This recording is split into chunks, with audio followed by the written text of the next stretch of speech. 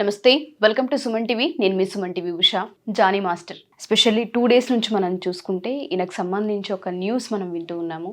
ఒక మహిళ రాయదుర్గం పోలీస్ స్టేషన్‌కెళ్ళి తన పైన ఎఫ్ఐఆర్ ఫైల్ చేయడం కూడా మనం వింటూ ఉన్నాము. నా పైన అబ్యూస్ చేశారు, బెదిరించారు అని కొన్ని వర్డ్స్ కూడా మనకు బయటికి రావడం జరిగింది. దీనికి సంబంధించిన పూర్తి సమాచారం ఏంటి?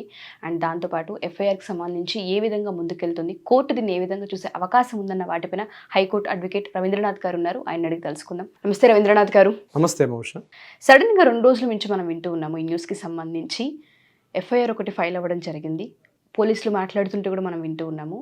నా పైన అబ్యూస్ చేశారని ఆ అమ్మాయి ఆరోపించడం జరిగింది. అండ్ బెదిరించారని కూడా ఆరోపించారు. అండ్ తన వైఫ్ కూడా బెదిరించిందన్న వార్త మనం నిన్న ఈవినింగ్ విన్నాము.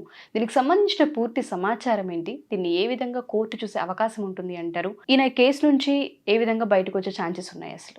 లైంగిక వేధింపులు, లైంగిక అఘాయిత్యాలు, అత్యాచారం ఇట్లాంటిది మహిళల మీద సంబంధించి కొన్ని ప్రత్యేక సెక్షన్స్ కూడా ఉన్నాయి.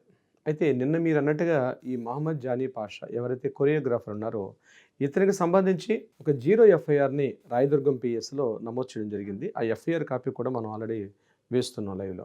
అయితే ఈ ఎఫ్ఐఆర్లో ఒక మహిళ ఇతన్ని ఆరోపిస్తూ అతను తన మీద లైంగికంగా దాడి చేశాడని ఒక నెరేట్ చేసింది తన స్టోరీ టోటల్గా అమ్మాయి. అయితే మనకున్నటువంటి లీగల్ రూల్స్ ప్రకారం అమ్మాయి యొక్క పేరుని రివీల్ చేయకూడదు బేసిక్గా. సో అందుకని ఆ అమ్మాయి పూర్తిగా ఇతన్ని 30/6/2020 యాజ్ పర్ ఎఫ్ఐఆర్ ప్రకారం చెప్తున్నాను. 30/6/2024 నాడు నా మీద అఘాయిత్యం జరిగిందని తను డేట్తో సహా మెన్షన్ చేస్తూ 15/9/2024 నాడు డేట్ మధ్యాహ్నం 2 గంటలకి ఆమె ఒక ఎఫ్ఐఆర్ నమోదు చేయడం జరిగింది.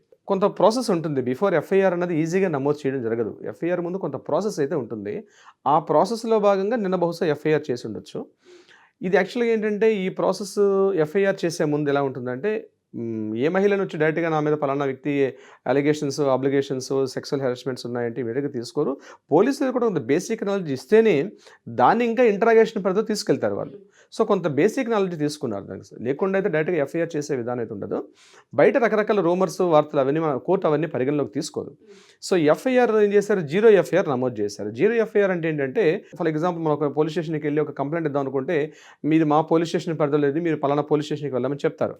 సో 2018లో వచ్చినటువంటి కేంద్ర ప్రభుత్వ చట్టాల ప్రకారం ఎలా మారిందంటే మనం ఎక్కడైనా ఎఫ్ఐఆర్ నమోదు చేసుకోవచ్చు. ఎక్కడ కంప్లైంట్ చేసిన పోలీసులు తీసుకొని కంప్లైంట్ నమోదు చేసుకొని ఏ పోలీస్ స్టేషన్ పరిధిలోకి వస్తుందో ఆ పోలీసులు దాన్ని ఫార్వర్డ్ చేస్తారు.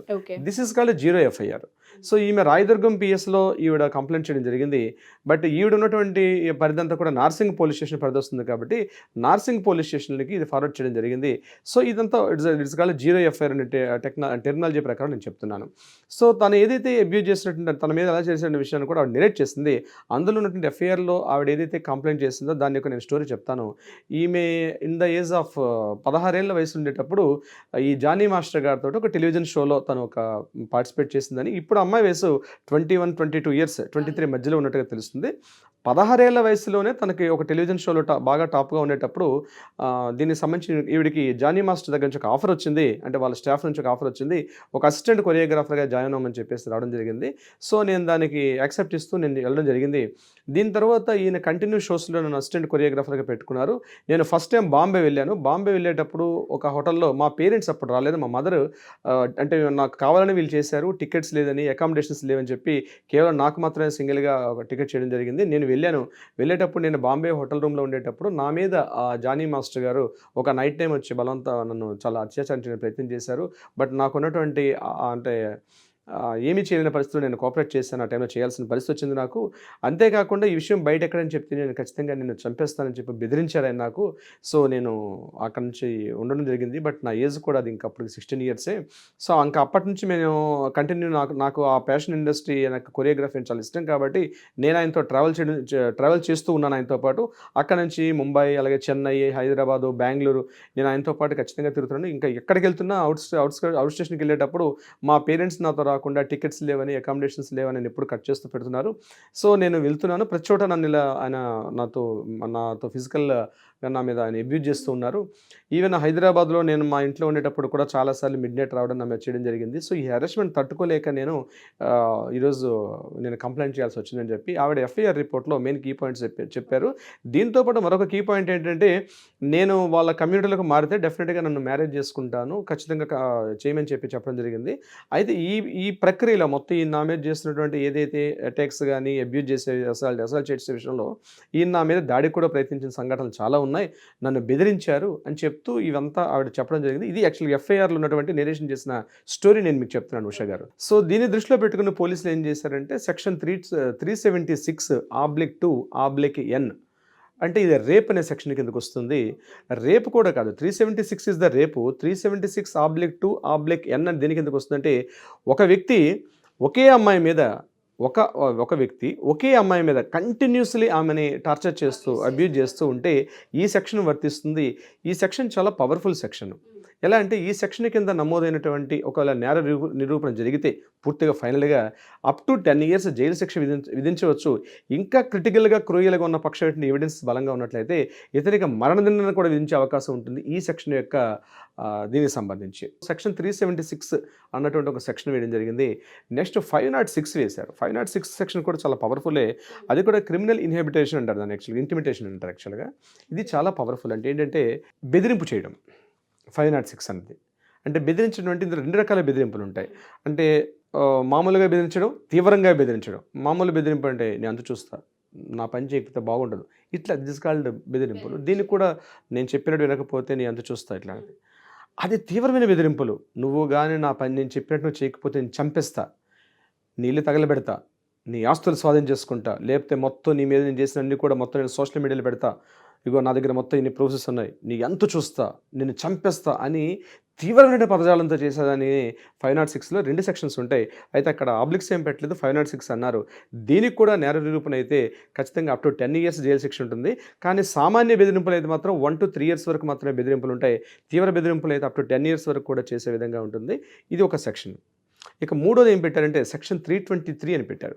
సెక్షన్ 323 దేని చెప్తుందంటే 323 ప్రకారం ఏదైనా పదునైన ఆయుధం, ఒక కత్తి కానీ ఒక తుపాకీ కానీ లేకపోతే ఏదైనా ఆయుధంతో బెదిరించడం, నేను చంపేస్తా, నిన్ను పొడుస్తా అని హత్య అని అంటే ప్రయత్నించడం అనమాట.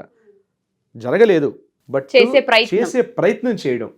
అలాగే ఒక రెడ్ కలర్ ఎనీ ఆ యాసిడ్స్ అంటే చూసారండి, యాసిడ్ వేయడాలు, నేను యాసిడ్ ఏవో వేసేస్తాను, నీ ముఖం మీద వేసేస్తా అంటూ బెదిరించడం, ఇట్లాంటి వాటికి సంబంధించి ఆయుధానికి సంబంధించి బెదిరింపు చేసే ప్రయత్నాలు సెక్షన్ 323 కిందకు వస్తుంది. ఇది కూడా ఒక ప్రమాదమైనటువంటి సెక్షనే. ఇది కూడా కాగ్నిజబుల్ అఫెన్సెస్. ఈ కాగ్నిజబుల్ అఫెన్సెస్కి ఇప్పుడు నేను చెప్పి ఈ 3 సెక్షన్స్ మీద ఇతనికి ఎఫ్ఐఆర్ నమోదు చేశారు. అయితే నమోదు చేస్తారు, అది ప్రూవ్ చేయడం అనేది కోర్టుకు సంబంధించిన విషయం కాబట్టి. అయితే ఒకవేళ దీనికి సంబంధించి ఇప్పుడు నేను చెప్పినట్టు ఈ సెక్షన్స్ సంబంధించి ఇతన్ని రిమాండ్లోకి తీసుకుంటారు. ఫస్ట్ పోలీసులు ఏం చేస్తారంటే, ఆల్రెడీ నాకు తెలిసి ఇది మ్యాజిస్ట్రేట్ లేకుండా అరెస్ట్ చేసే అవకాశం ఉండదు. ఈ నార్సింగి పోలీస్ స్టేషన్ ఏదైతే ఉందో ఇది రాజేంద్రనగర్ పిఎస్ కింద పరిధిలోకి వస్తుంది కాబట్టి రాజేంద్రనగర్ కోర్టులో కదా సార్, రాజేంద్రనగర్ కోర్టు కిందకు వస్తుంది. రాజేంద్రనగర్ కోర్టులో ఈ విషయం చెప్పిన తర్వాత అక్కడ మ్యాజిస్ట్రేట్ పర్మిషన్ తీసుకొని అరెస్ట్ చేసే అవకాశం ఉంటుంది. సో అరెస్ట్ చేసిన తర్వాత ఈయన ఇమీడియట్గా కోర్టులో రిమాండ్కి పంపిస్తారు. కోర్టులో జడ్జి గారి ముందు అంటే ఇంట్రాగేషన్ చేస్తారు. ఇది 2 రకాలుగా ఉంటుంది. పోలీస్ కస్టడీలో తీసుకొని ఇంట్రాగేషన్ స్టార్ట్ చేస్తారు పోలీసులు. అంటే పలానా అమ్మాయి మీ మీద వచ్చి కంప్లైంట్ ఇచ్చింది, is it right are wrong అన్నది వాళ్ళు ఇన్వెస్టిగేషన్ స్టార్ట్ చేస్తారు. ఇది 14 days రిమాండ్ ఉంటుంది. అయితే ఇక్కడ బెయిల్ వస్తుందా రాదా అన్న విషయమే జరుగుతుంది. సో ఇక్కడ 2 రకాలుగా ఉంటాయండి ఉష గారు. ఎలా అంటే ఇష్యూ అరెస్ట్ వారెంట్కి బిఫోరే ఒక బెయిల్ అప్లై చేసుకోవచ్చు. దాన్ని యాంటిసిపేటరీ బెయిల్ అంటారు దాన్ని. అంటే ఇతను అబ్స్కాండ్లో ఉంటాడు, అబ్స్కాండ్లో ఉండి దాన్ని డిస్ట్రిక్ట్ మ్యాజిస్ట్రేట్ అండర్లో ఈ ఇష్యూని చెప్పి చేయొచ్చు. ఇది యాంటిసిపేటరీ బెయిల్. బట్ అది వస్తుందని మనం చెప్పలేం. ఇది మేబీ మే నాట్ బి, రావచ్చు రాకపోవచ్చు యాంటిసిపేటరీ బెయిల్. ఒకవేళ డిస్ట్రిక్ట్ కోర్టు కూడా లేకపోతే హైకోర్టుకి అప్పీల్ చేస్తారు బెయిల్కి. In the meanwhile of అరెస్ట్లోనే ఉన్నప్పుడు చేస్తారు. లేదు ఒకవేళ ఈయన అరెస్ట్ చేసిన తర్వాత ఒక బెయిల్ రాలేదనుకోండి, ఈయన 14 days రిమాండ్కి పంపిస్తారు. 14 days రిమాండ్లో ఉన్నప్పుడు కూడా ఈయనకి మళ్ళీ బెయిల్ అప్లై చేస్తారు. ఇప్పుడు ఎవరన్నా అలాంటి అడ్వకేట్స్ ఉన్నామంటే డెఫినెట్గా మేము బెయిల్ అప్లై చేస్తాం. బెయిల్ ఫస్ట్ టైం రావచ్చు. అయితే ఇది కాగ్నిజబుల్ అఫెన్స్ కాబట్టి ఫస్ట్ టైం అటెంప్ట్లో బెయిల్ రాకపోవచ్చు. బెయిల్ రాకపోయినప్పుడు కూడా రిపీటెడ్గా బెయిల్ వేస్తుంటాం, మళ్ళీ క్యాన్సిల్ అవుతుంది, బెయిల్ వేస్తాం. ఇది ఈజ్ ఏ లీగల్ ప్రాసెస్ అది. సో 14 days అయిన తర్వాత కూడా మళ్ళీ ఈలోగా పోలీసులు ఏం చేస్తారంటే ఇప్పుడు ఈ జరిగిన సంఘటనకు సంబంధించి మొత్తం కూడా టోటల్ స్టోరీని is it true right are wrong అని మొత్తం కలెక్ట్ చేస్తారు. కలెక్ట్ చేసినప్పుడు ఇదంతా కూడా ఛార్జ్ షీట్ ఫైల్ చేస్తారు. ఆ ఛార్జ్ షీట్కి మ్యాక్సిమం టైం 60 డేస్ నుంచి 90 డేస్ వరకు టైం ఉంటుంది. ఈ 60 డేస్ లోపల ఈయనకి బెయిల్ ఇవ్వాలా ఇవ్వకూడదని కోర్టు నిర్ణయిస్తుంది దీనికి సంబంధించి. బట్ నాకున్నటువంటి నాలెడ్జ్ ప్రకారం అయితే అప్ టు 30 డేస్ వరకు నీకు బెయిల్ వచ్చే అవకాశం లేదు. ఈ 30 డేస్ అయితే డెఫినెట్గా ఈ సెక్షన్స్ ప్రకారం అయితే అరెస్ట్ చేస్తే మాత్రం 30 రోజులు ఉండే అవకాశం అయితే డెఫినెట్గా ఉంటుంది లీగల్ ప్రకారంగా. సో వన్స్ కోర్టులో ఇవన్నీ ట్రయల్స్ అంతా ఎప్పుడు స్టార్ట్ అవుతాయి అంటే ఈ ఛార్జ్ షీట్ ఫైల్ చేసిన స్టార్ట్ అవుతుంది. ఛార్జ్ షీట్ ఫైల్ చేస్తే మాత్రం డెఫినెట్గా క్యాండిడేట్కి ఎవరైతే ఉంటారో ఆ నిందితుడని ఎవరైతే భావిస్తున్న అక్యూజ్డ్కి డెఫినెట్గా బెయిల్ ఇవ్వాల్సిన అవసరం ఉంది, ఇస్తారు. సో పోలీసులు ఇక్కడ ఏం చేస్తారంటే ఛార్జ్ షీట్ ఇవ్వకుండా కొంత టైం తీసుకుంటారు. అంటే టోటల్ ఇన్వెస్టిగేషన్ మొత్తం ఇంట్రాగేషన్స్ అన్నీ చేసి టోటల్ ఫైలింగ్ సబ్మిషన్ చేయాలి. ఇప్పుడు ఏదైతే ఈ సెక్షన్స్ ప్రకారం చేశారో, ఒకవేళ ఇక్కడ ఒక విషయం మీకు తెలియపరచాలి లీగల్ పాయింట్ ఆఫ్ వ్యూ. పోలీసులు ఇప్పుడు ఏదైతే ఎఫ్ఐఆర్ నమోదు చేశారో ఇవి కరెక్ట్గా అనుకున్నట్టుగా లేదనుకోండి, ఒకవేళ మాలాంటి అడ్వకేట్స్ కానీ మనం సంప్రదించినట్లయితే మేము ఒకవేళ లేకపోతే డైరెక్ట్గా పోలీసుల మీద మనం డ్యామేజ్ షూట్ వేస్తాం. అది పోలీసులకు కూడా అసలు ప్రమాదం. అది అందుకనే ఏదో వచ్చారు ఎవరో ఒక అమ్మాయి వచ్చి చెప్పేసింది నా మీద పలానా చేసినట్టు ఇమీడియట్గా చేయండి, అంత ఈజీగా ఎఫ్ఐఆర్ చేయాలి. ఎఫ్ఐఆర్ చేశారంటే వాళ్ళకి దగ్గర కొంత సపోర్టింగ్ డాక్యుమెంట్ ఉంటేనే చేస్తారు. లేకుండా ఒక పిలుస్తారో మాట్లాడతారో మందలిసి పంపించేస్తారు పోలీస్ స్టేషన్లో. ఎఫ్ఐఆర్ దాకా వెళ్ళిందంటే సమ్ బేసిక్ ఎవిడెన్సెస్ ఉంటేనే చేస్తారు. ఇట్స్ ద ప్రైమరీ నాలెడ్జ్ అని చెప్తున్నాను. సో ఈ విషయానికి సంబంధించి అయితే కొంత వాళ్ళ దగ్గర ఉండొచ్చని నేను అనుకుంటున్నాను. లేకపోతే వాళ్ళ డ్యూటీకి ఇబ్బంది అక్కడ డ్యామేజ్ షూట్. సో మీరు అన్నట్టుగానే ఎఫ్ఐఆర్కి సంబంధించి కనుక చూస్తే వీటిని ఏ విధంగా కోర్టు ఇన్వెస్టిగేషన్ చేస్తూ ఉంటుంది, ఎంక్వైరీ ఏ విధంగా జరిగే అవకాశం ఉంటుంది అంటారు? ఎందుకంటే మీరు చెప్పినవన్నీ కూడా చాలా బలంగా కనిపిస్తూ ఉన్నాయి సెక్షన్స్, ఆ రూల్స్ కనుక మనం చూస్తే. సో ఇప్పుడు ఎవరైతే విక్టిమ్ ఉన్నారో ఆవిడ ఏ విధంగా ముందుకెళ్ళే అవకాశం ఉంటుంది అంటారు? ఇన్వెస్టిగేషన్ ఏ విధంగా జరిగే అవకాశం ఉంటుంది అంటారు? ఫస్ట్ ఈమెని హోమ్కి పంపిస్తారండి అమ్మాయిని. ఆమె చెప్పినటువంటి లైంగిక ఆరోపణలు అన్నీ ఉన్నాయా లేదని చెప్పి ఆమెను వైద్య పరీక్షలు చేస్తారు. వైద్య పరీక్షలు చేస్తారు. తర్వాత ఆవిడ ఇచ్చినటువంటి ఎవిడెన్సెస్ ఏవైతే ఉన్నాయో, ఎందుకంటే ఇంకొకటి కీ పాయింట్ మనం మర్చిపోయాం ఉష గారు. ఆ అమ్మాయి ఇన్ ద ఏజ్ ఆఫ్ 16 yearsలో ఆమె జరిగిందని చెప్పింది ఆమె 16 ఏళ్ళ నుంచి. సో ఇది యాక్చువల్గా పోక్సో చట్టం కూడా ఇక్కడ అప్లై అవుతుంది నెంబర్ 1. ఎందుకంటే 16 ఏళ్ళు అంటే మైనర్ బాలిక అప్పటికి. సో మైనర్ బాలిక కాబట్టి మరి పోక్సో చట్టం నాకు ఆ ఎఫ్ఐఆర్ వచ్చిందా లేదా అయితే నాకు తెలియదు.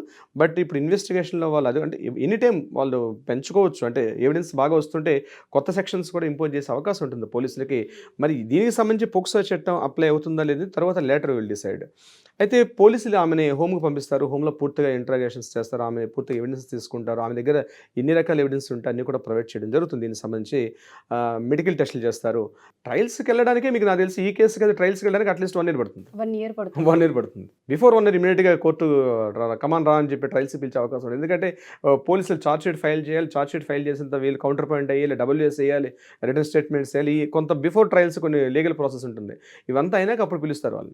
ఓకే, సో మీరు అన్నట్టుగానే ఈ కేసుకి సంబంధించి కనుక చూస్తే చాలా విషయాలు మాట్లాడుకోవాల్సిన అవసరం ఉందని తెలుస్తుంది. లీగల్ నాలెడ్జ్ కూడా చాలా అవసరం ఆడియన్స్కి. ఎందుకంటే ఇవాళ రేపు చాలా వాటిపైన అవగాహన లేకనే చాలా వాటికి విక్టిమ్స్ అయిపోయి బాధితుల్లా మిగిలిపోతూ ఉన్నారు.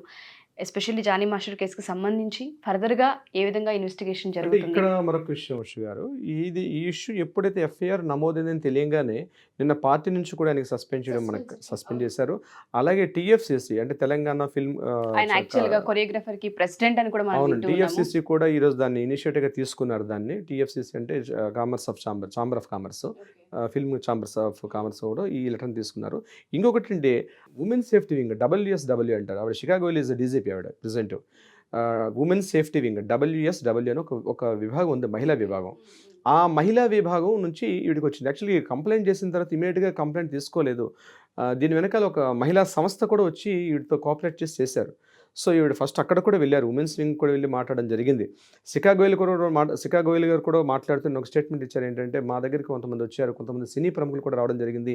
దీని వెంబడి మీరు చేయాలంటే ముందు దీనికన్నా బిఫోర్ మీరు మాకు పిఎస్కి వచ్చే ముందు అంటే పోలీస్ స్టేషన్ లా అండ్ ఆర్డర్కి వచ్చే బిఫోరే మీరు దీన్ని పోష్ యాక్ట్ ఉంది మీకు, prevention of sexual harassment act 2017 ఉంది కదా, అంటే మీరు ఎందుకు చేసుకోలేదు ఐసీసీ అంటే ఒక ఇంటర్నల్ కోర్ కమిటీ ఉంటుంది వాళ్ళకి, అక్కడ మీరు కంప్లైంట్ చేయాలి కదా మీరు అని మేము కూడా చెప్పడం జరిగింది. దానికి ఇమీడియట్గా వాళ్ళు ఇనిషియేటివ్ తీసుకున్నారని చెప్పడం జరిగింది.